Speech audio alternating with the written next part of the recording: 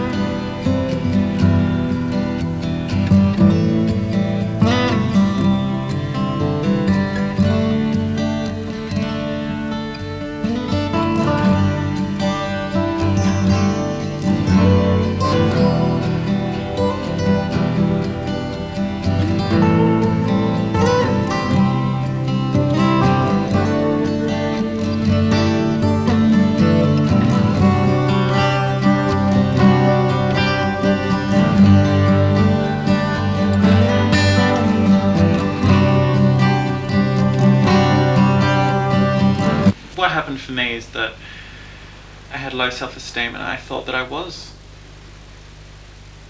repulsive, not worthy of being respected, not worthy of being loved. Yeah, so for a while there I think I attracted people into my life who would fulfill this idea I had of myself because it was comfortable, because it felt like that's what I deserved.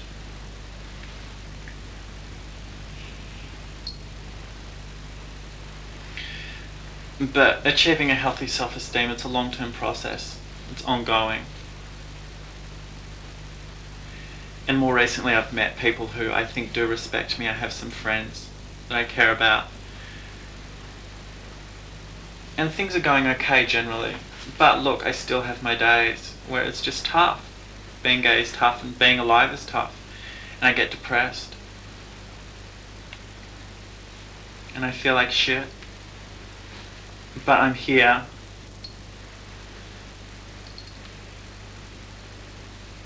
And I'm doing all I can to make my life a better place to be.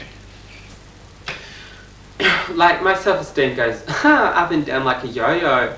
It doesn't seem to have much to do with, what's going on in my life. So I think that it's totally biochemical. And that's why I take Prozac. Prozac makes me happy. It's been a long stage for me of getting to the point where I could actually say that I'm quite happy with myself or like myself. I've gone through long periods in which I didn't. In fact, loathed myself, wondered why I was here, what sort of joke had been played upon the universe by me being created and placed within it. Just generally, most of the time, wanting to be dead. And actually encouraging that, pursuing that, attempting to be, on several occasions. Lowest points, I know, were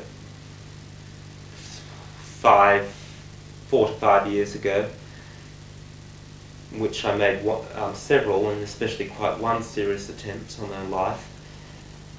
And ended up even feeling worse about myself because I'd done it and felt like a jerk because I had and everyone knew about it.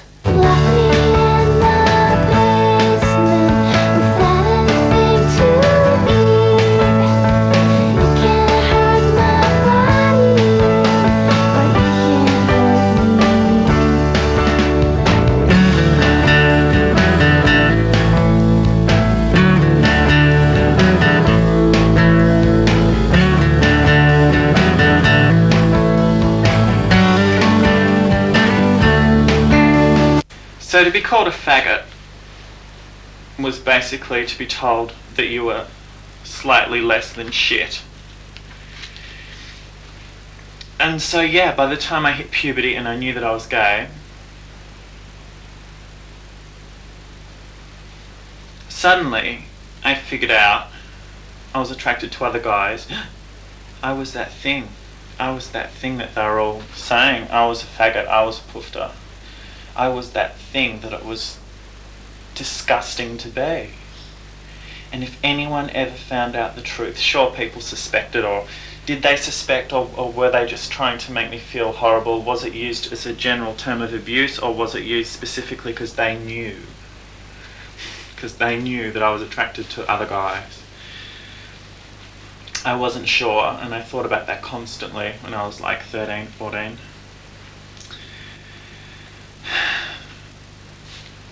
But whatever it was, it made me feel terrible, and it made me think, there's no way I can ever tell anybody about this. I accepted it in myself when I hit high school, when I hit puberty. But I could not tell anyone for years and years and years.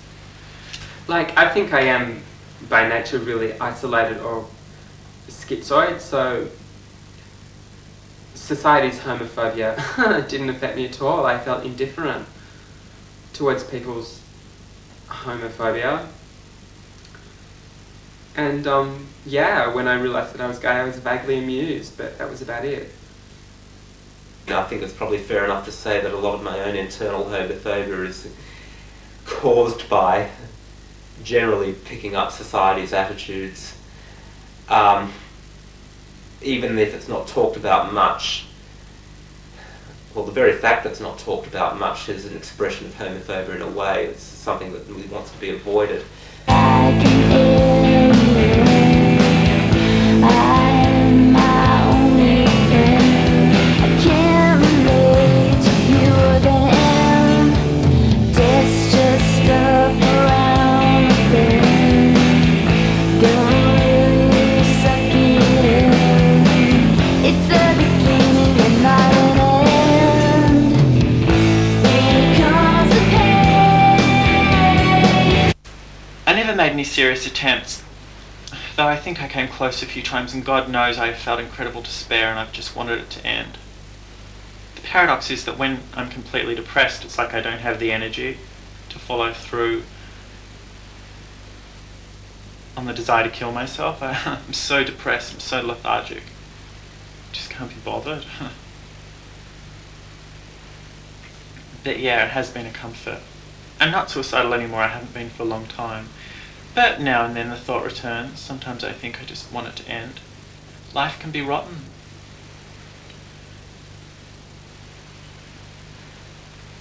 Wanting to die sometimes for me is a part of my life. It's a part of my life that I've come to understand and accept. I don't feel ashamed and I don't feel guilty. It's my life and I'll decide what to do with it. But, having said that, I want to live.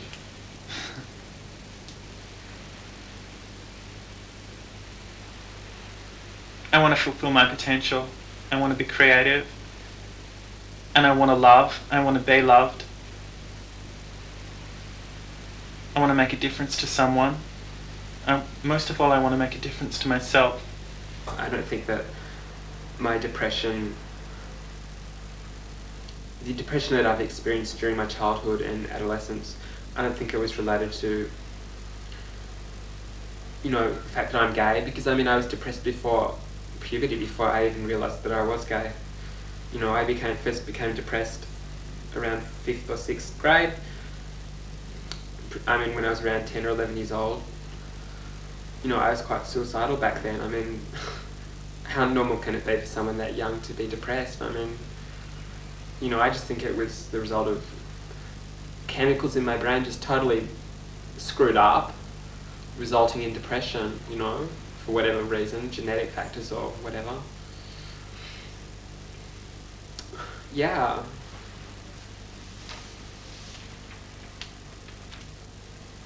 So for me, being gay is not tormenting. I'm not I'm not suicidal at the moment. I'm not about to slit my wrists. You know, I'm just basically cruising. And I guess, yeah, now I'm enjoying life enough that even though parts of it really give me the shits, I want to be there to see the next chapter of it. see what will happen next week, or see what will happen with this so-and-so I've met, this guy I met, maybe something will happen after all and it's not just a dream, or if it won't, it'll be vaguely interesting to see whether it does or doesn't.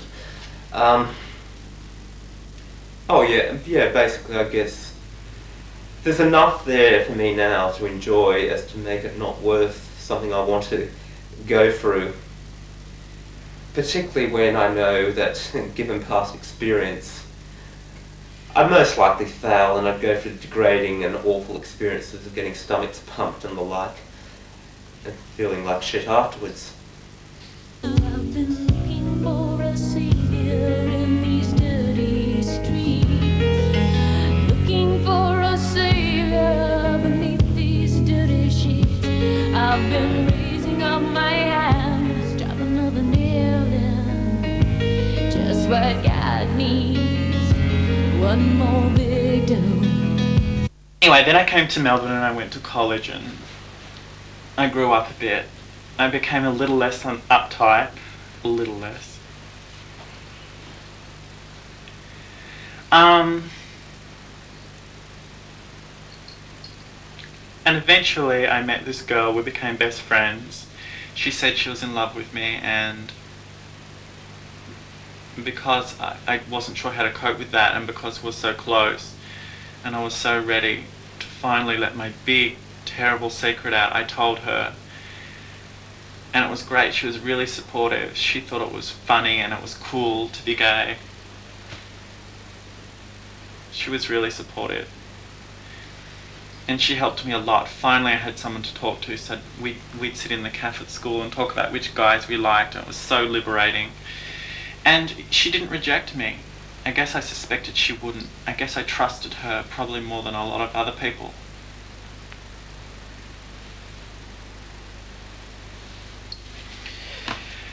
More than I trusted anyone, I guess, and she repaid that trust.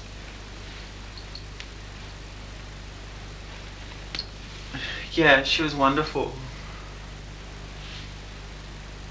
I mean, being gay has never been difficult for me to accept. I feel totally comfortable about the fact that I am sexually attracted to men. I love men. But having said that, I'm really wary of homophobic people, because I'm not violent or aggressive. I don't want to have to fight or defend myself against ugly, aggressive people. So, you know, I don't wear my sexuality on my sleeve in some situations, like at school or, you know, wherever, which can be a drag. But, you know, it's just the things we do to survive, I guess.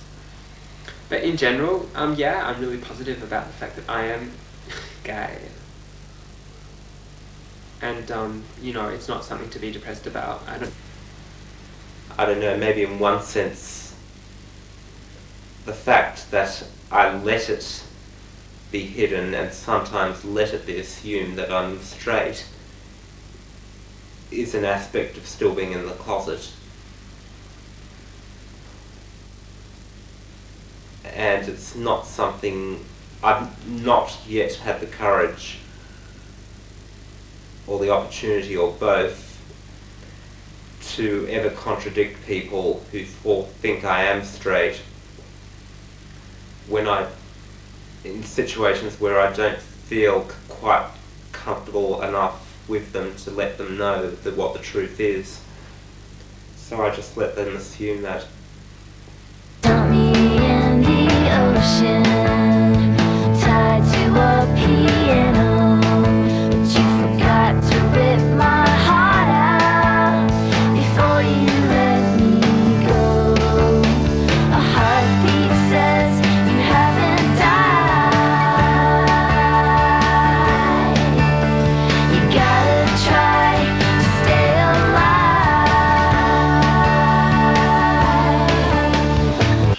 So I was quite the lonely adolescent, and my friends would go I would go to parties and stuff, and later I'd go to the pub and I just wouldn't go, I'd keep to myself.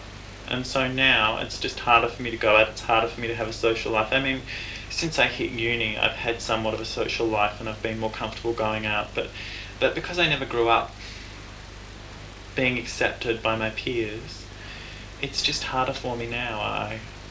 It's just more comfortable to be a loner. It's more comfortable for me to watch TV on my own or go to the movies on my own, read a book. I have my friends, sure, but in terms of going to parties, that makes me feel anxious. And that's a consequence of my adolescence and growing up gay. I don't feel lonely, even though I spend a lot of time on my own.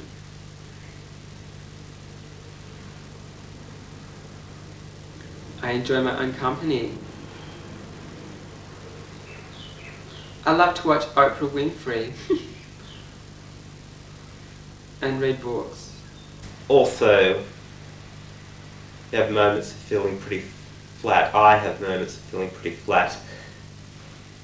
When you meet someone, you talk for a while, and even if you didn't feel that anything permanent was going to happen with them, the way they seem to fizzle out of your life, like so many people whom you meet through ads or the like seem to do after a while. I mean, there are a number who don't, but there's at least a one-to-one match for those who do,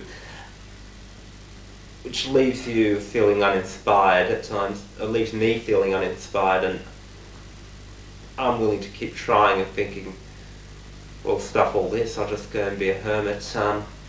It's a hell of a lot easier.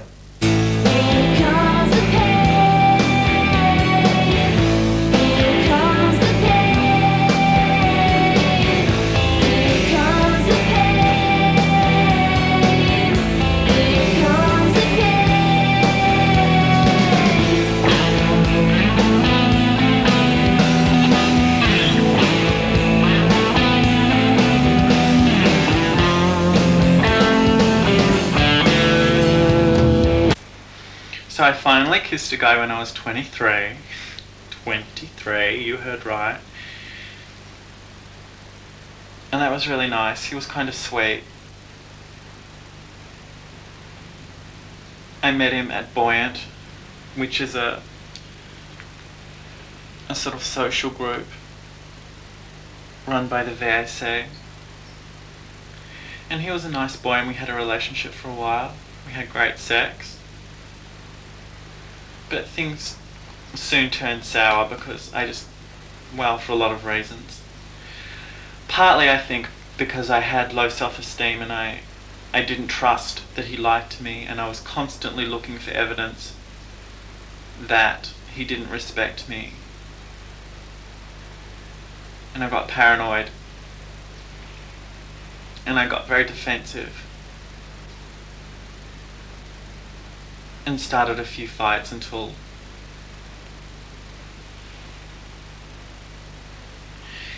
we broke up, and that was a really depressing time.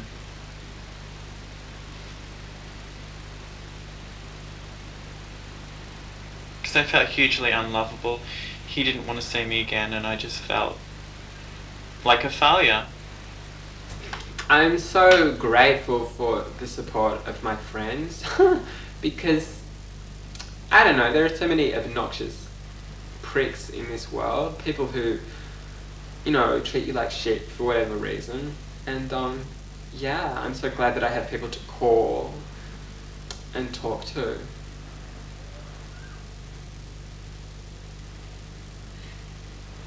Thank God for friendship. In fact, friendship for me is much more important than a more conventional relationship with, just one other person. I try and sort of maintain friendships with a group of people so that I always have support. I just think that friendships are something which will last me for my entire life, whereas, a relationship may come, but then it could go just as easily. My view is, anyway, that there are, well, and I think it's a pretty commonly shared view, is that there are fairly strong links between depression, being gay, and having failed relationships. So many, in fact probably even the majority of gay guys I've met have had a problem with their self-esteem. Maybe I'm simply attracting those types of guys because that's where I am.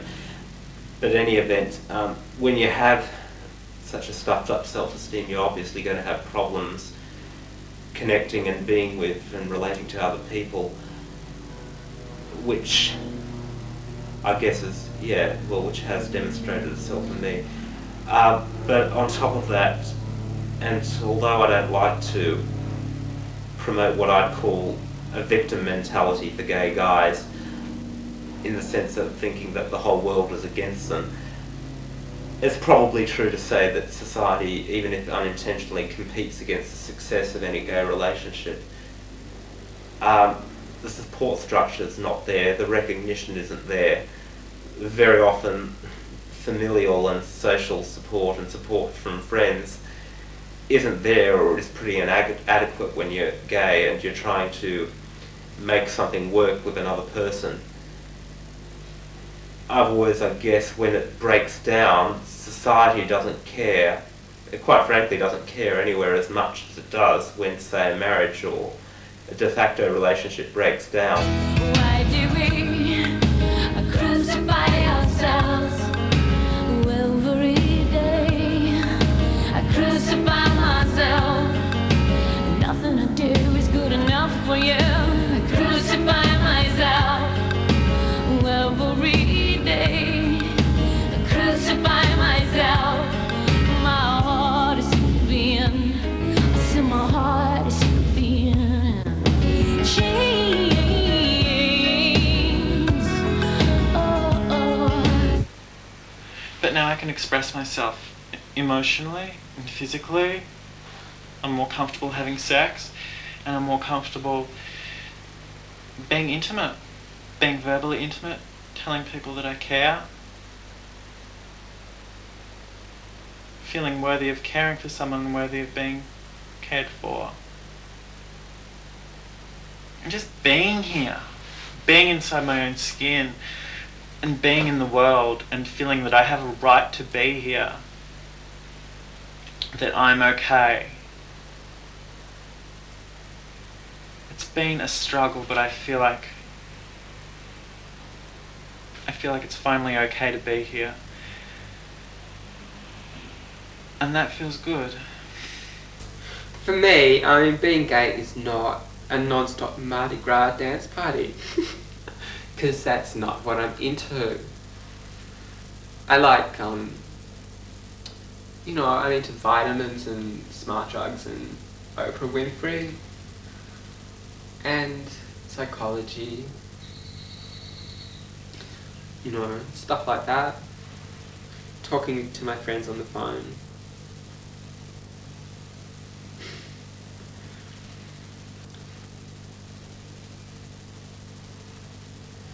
I don't see the fact that I'm gay as being a major part of my identity. It's a small part of my identity.